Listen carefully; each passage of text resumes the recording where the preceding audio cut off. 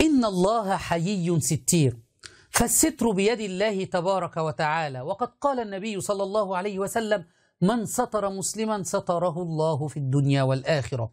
لكن في دين الشيعة يوجد ستير غير الله تبارك وتعالى يستر عليهم ذنوبهم، يستر عليهم قبائحهم، ويسترهم يوم القيامة غير الله سبحانه وتعالى عياذا بالله. هل رأيتم كفر مثل هذه الكلمات؟ نعم، في دين الشيعة إمامهم المهدي هو الذي يسترهم ويستر عيوبهم ويستر قبائحهم عياذا بالله.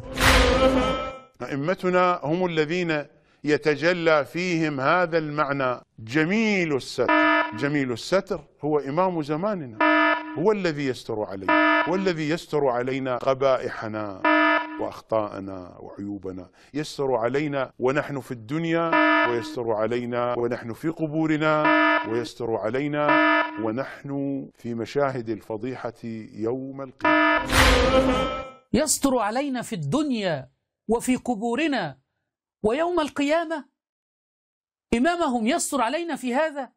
خدعوك فقالوا علماء الشيعة مسلمون، وما هم إلا مجموعة من الزنادقة جلسوا فاخترعوا هذه الديانة السبائية ونسبوها إلى الإسلام.